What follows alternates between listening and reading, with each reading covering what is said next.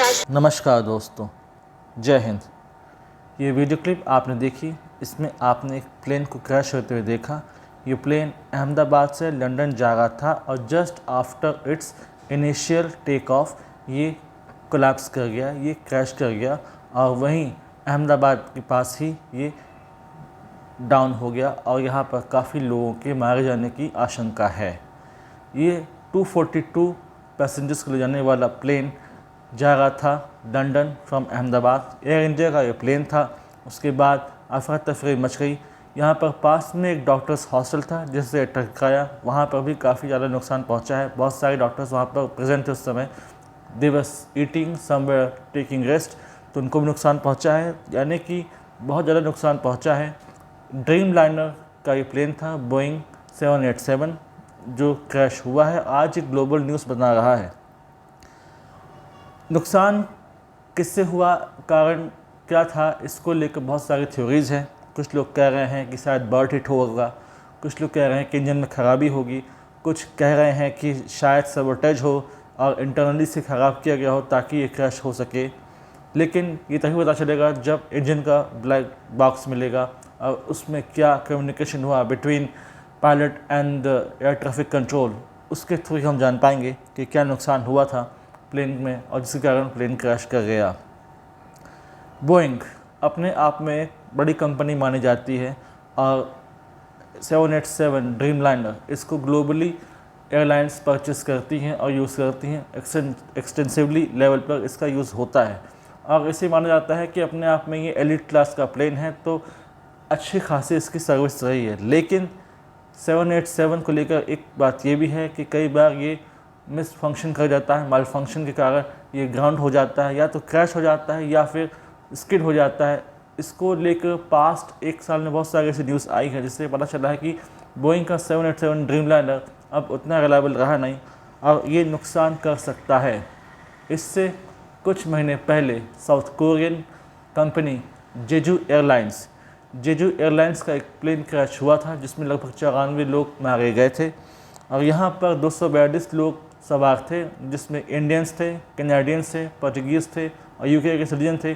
तो संभावना है कि भारत सरकार के साथ साथ कैनेडियन, पोर्चुगीज़ और यूके की गवर्नमेंट भी इसमें इन्वॉल्व हो। इन्वेस्टिगेशन में पता चलेगा आखिर हुआ क्या था, गलती क्या थी, कहाँ कैसे क्रैश हुआ और क्या कमी रह गई, क्या पायलट की गलती थी, क्या मैकेनिकल स्टाफ की गलती थी, क्या था, सब सामने आएगा। जो पायलट थे वो काफ़ी एक्सपीरियंस पायलट थे। उनका एक्सपीरियंस था 8000 घंटे का। तो ऐसा तो नहीं कर सकता कि पायलट कोई नए थे या उनको इतना एक्सपीरियंस नहीं था। एक एक्सपीरियंस पायलट ये प्लेन फ्लाई कर रहे थे, लेकिन अनफॉर्चुनेटली ये इंसिडेंट हुआ। उसके बाद से बहुत सारी बातें सामने आई हैं। कहा यह जा रहा है कि हमें कब तक वेस्ट पर डिपेंड होना पड़ेगा for the delivery of planes. बात सही भी है, वेस्ट और यूएस डोमिनेट करते हैं इन एयरलाइन कंपनीज। बोइंग हो, एयरबस हो, ये दो कंपनियां हैं जो कि एयरप्लेन्स बनाती हैं, कमर्शियल प्लेन्स बनाती हैं, ग्लोबली सप्लाई करती हैं। और बोइंग को लेकर एक खबर ये भी आई थी कि बहुत साल पहले वहाँ पर सेफ्टी और क्वालिटी कंट्रोल को देखने वाले एक विसल ब्लोअर थे, जॉन बर्नेट।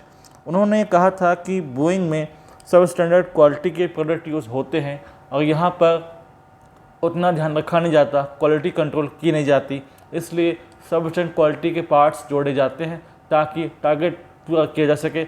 और यदि वर्कर्स रोकते हैं, वर्कर्स डिनाई करते हैं, तो उनको प्रेशराइज किया जाता है कि सब स्टैंडर्ड क्वालिटी के प्रोजे ही आप लगाएं ताकि जो डिलीवरी है उसे पूरा किया जा सके, जो हमारे जो टारगेट्स हैं उसको हम पूरा कर सकें।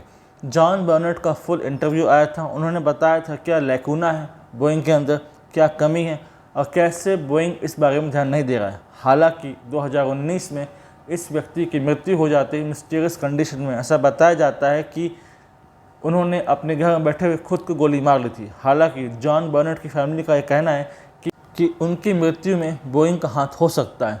जब जॉन बर्नेट का इंटरव्यू सामने आया, उन्होंने इतनी बातें रिवील करी, उसके बाद से मिलियंस ऑफ डॉलर का नुकसान हुआ था बोइंग को। और हो सकता है अपने नुकसान को रिकवर करने के लिए, एक फेस सेविंग पाने के लिए उन्होंने शायद ऐसा किया हो। हालांकि इसमें इन्वेस्टिगेशन चल रही है तो इसमें हम बहुत अधिक कुछ कह नहीं सकते। लेकिन अब समय आ गया है कि हम प्लेन मैन्युफैक्चरिंग में भी आत्मनिर्भर बने। वेस्ट और यूएस कि डोमिनेंस को हमें तोड़ना होगा। चाइना ने ऐसा काम शुरू कर दिया है। चाइना की कंपनी है अपनी जो कि बना रही है प्लेन्स, उसने कई टेस्ट पास कर लिए हैं और संभावना है कि आने वाले समय में चाइना मैसिव लेवल पर इनका प्रोडक्शन करेगा, ताकि वेस्ट और यूएस पर जो रिलायंस है with regard to the commercial planes वो कम से कम की जा सके।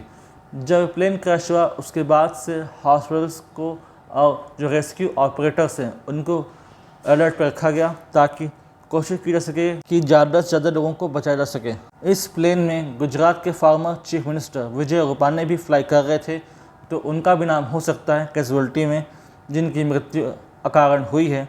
यानी कि इससे ये पता चलता है कि हमें एयरलाइन सेफ्टी को लेकर और गंभीर होना होगा, सीरीज़ ऑफ स्टेप्स लेने होंगे, क्वालिटी कंट्रोल पर ज़्यादा ध्यान देना होगा, बेटर क्वालिटी प्रोडक्ट यूज़ किए जाएं ताकि फर्दर एयरलाइन क्रैशेस कम हो सकें।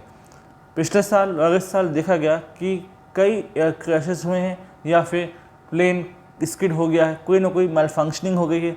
एयर इंडिया ने अपने ट्वीट में इस बारे में जानकारी दी है और उन्होंने कहा है कि हम फर्दर इन्वेस्टिगेशन कर रहे हैं और कोई अपडेट होगा तो हम आप लोगों को सूचित करेंगे।